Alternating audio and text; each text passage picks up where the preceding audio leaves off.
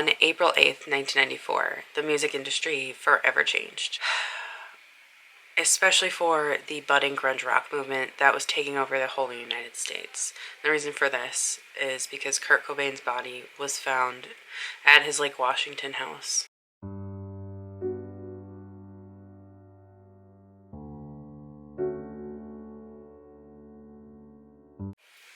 Hey everybody, what's up and welcome back. If you're new here, I'm Liz, and today we're going to be talking about Kurt Cobain. The tragic death of Kurt Cobain. As most of you know, I covered Kristen Pfaff yesterday, and she was a great friend of Kurt Cobain and of his wife Courtney Love, and I felt it would do some poetic justice with covering Kurt Cobain as well, because he is also a part of the chapter of the 27 Club. Now, if you don't know what the 27 Club is, basically it is a club made up of people who died at the age of 27, whether they're an artist, a musician, an actor, somebody influential in the business. They all died at the age of 27. So, Kurt Cobain was one of them, as was Kristen Pfaff. I do plan on having a video of Janis Joplin, and then maybe Jimi Hendrix, it depends, so you have to stay tuned for this week. But so I don't want to go too much into Kurt Cobain's early life and his music career. I want to go straight into the things that happened leading up to his death. So he was diagnosed with bronchitis and laryngitis in March 1st, 1994. So, and when he was diagnosed, they told him that he needed some medical attention. So what he did is he ended up flying out to Rome on March 2nd so he could get some treatment for what he was going through. Now, eventually, Courtney Love flew out to be with him to make sure that he was okay. And this was either on the 3rd or the 4th of March. Now, I say on either the 3rd or the 4th. This is because on the 4th, Courtney apparently wakes up to Kurt overdosing on champagne and Rohypnol. What a mix. And he was then rushed to a hospital. So he was under care from a private doctor, and then they rushed him to a hospital. And eventually he would be released after 5 days. The first day he was in there, he was completely, after they got his OD under control, he was out for the rest of the day, but he would eventually be released after 5 days. Now, after he's released, this is when they go back to Seattle, and Courtney said that this was his first suicide attempt that he tried. Now, on the 18th of March, when obviously they're in Seattle, the Seattle Police Department were called by Courtney because she said that Kurt locked himself in a room and was planning on killing himself. It wasn't only that, there was guns and that he was suicidal. So when the police arrived, they found him in the room with a bunch of guns and a bottle of pills, but he swore that he didn't want to kill himself. He was just trying to get away from his wife. I would try to get away from her too, no offense. Courtney then went on to have a intervention for him on the 25th of March, and Kurt was literally super pissed off that she tried to do this, so he went upstairs and into the house they were in, went into a bedroom upstairs and locked himself in there. Eventually he agreed to go to a detox program, which he would go to on the 30th of March, and that's in the Exodus Detox program or Exodus Recovery program. Now, while he was there, for the 1 day he was there, we'll say 1.5 days, they had no idea about his previous suicide attempts or his previous suicidal tendencies. They only saw him as a happy guy, and whenever his friends came in on that short period he was there, he was happy, and they also saw him very, very happy seeing Frances, which is his daughter. And unfortunately, the last time he saw Frances before his death was when he was at this recovery program. But it was said that he was super happy and he was just having fun playing with his daughter, which was somebody that he loved. So on the 31st of March, Kurt ends up going outside to have a cigarette, and this is when he scales a fence and he flees from Exodus, which is kind of ironic because that same day they were talking and he was talking about leaving the program or like escaping the program and like the irony of it, which I think for me that's like completely ironic. Like he's talking about escaping a program and then does so, you know what I mean? He would end up taking a taxi to LAX and then he would end up flying back to Seattle because he was in LA for Exodus program, but they lived in Seattle, Washington, so he took a flight back. And Duff McKagan, who is also another musician, he was on the same flight and Kurt was seated near him. And even though they had some personal turmoil that happened, even with that, Kurt seemed to be super happy and he didn't know that anything was really wrong. He had that gut feeling that something was wrong, but he didn't know. Because, I mean, Kurt was just relatively a happy person. So, on April 2nd and 3rd, he was seen in various different places around Seattle. But most of his friends and family had no idea where he was because he wasn't contacting them. He didn't want to tell anybody where he was.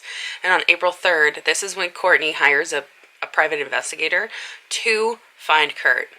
Which, if you've ever seen the documentary Bleach, I think it's called Bleach, the PI she hires and the way she's depicted, the way he tells how she hired him is super fucked up.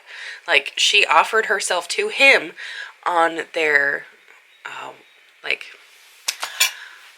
initial meeting. She literally wanted to have sex with him. And is what's depicted in that documentary. It's absolutely bizarre. So, unfortunately, the last time Courtney saw Kurt was when he was in the program. So probably on the 30th or the 31st of March. He wouldn't be seen again until his body would be discovered. So on April 7th, there was a lot of like confusion because people thought that Nirvana was splitting up because they had pulled out of Lollapalooza. But what Nirvana didn't know, amid all of the rumors going around that they split up, is that Kurt was already dead. Nobody knew yet. And they would soon come to find out. So when Gary Smith was an electrician that was coming to work on Kurt's house in Seattle. He goes in and he finds Kurt on the floor. Now, initially, he found no signs of trauma. He actually just thought he was asleep on the floor. But then he saw a shotgun pointing to his chin.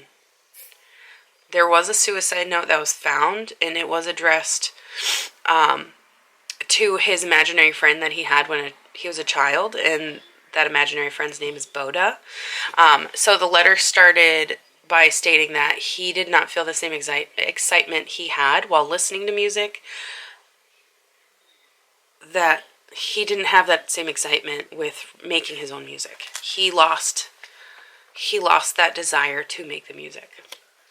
So there was high concentrations of heroin and diazepam found in his bloodstream for the toxicology report that was taken by the coroner. The coroner report also estimated that he died on April 5th at the age of 27. So his body had been laying there for about 3 days approximately before he was found. So there was a public vigil that was held in his honor on April 10th, and this was at Seattle Center Park, and there was over 7,000 people that came to be a part of this.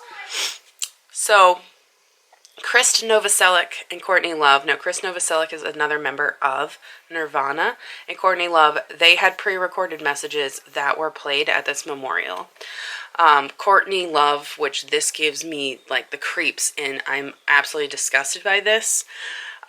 People do different things when they're in mourning, but man, this is fucking disgusting. Courtney Love ended up reading part of his suicide note live, just different portions of it, and she was crying and publicly chastising him for leaving her and for leaving Francis. Like,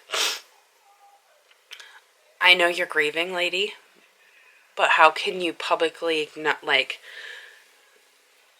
yell at your dead husband for taking his own life? Why can't you just mourn it? I know anger is a step of grieving, but man, that's some messed up shit. So, Dave Grohl said that when he heard about Kurt's death, it was literally the hardest thing he had ever heard, he had ever had to hear. And it was the worst thing that ever happened in his life.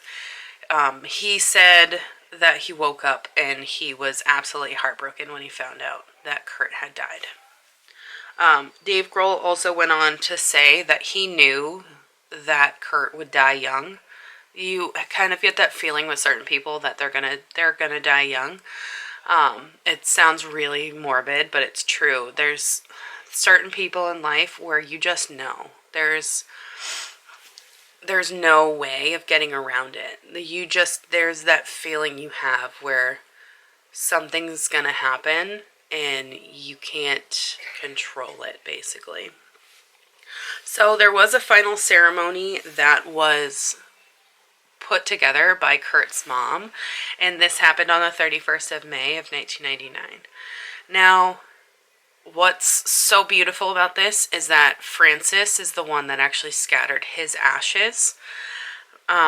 Frances Bean Cobain is his daughter. If nobody really picked up on that, Frances is his daughter and his only child. Now, Frances scattered his ashes into the McLean Creek in Olympia. Now, Olympia is the first place where he really got, like, that drive to make music. That was his muse. And that's where it was felt that his remains should go. So his death has become a public fascination and has been up with for like multiple different like theories of what really happened, because I mean, you can literally, if you haven't seen his crime scene photos, which they are available online, they are public, it's on a public site. There's a whole bunch of different celebrities where you can see their crime scene photos, but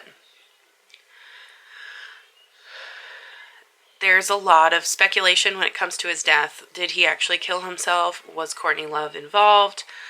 Like, there's a whole bunch of different things that don't make sense about this case.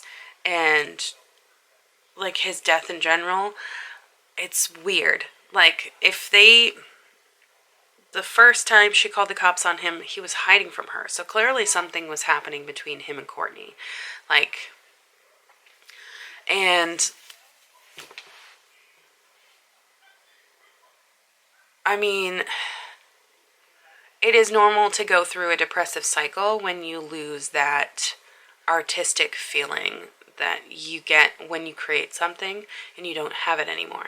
It is normal. I've gone through it. Like, when I left to go to art school, I lost it.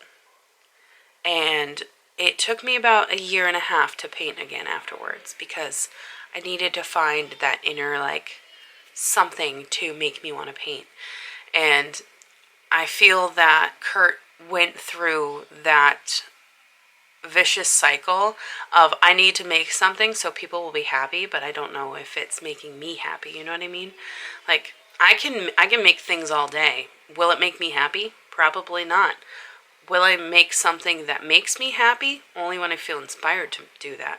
So that's really the difference when it comes to a true artist versus somebody that's just faking to be an artist. You know what I mean?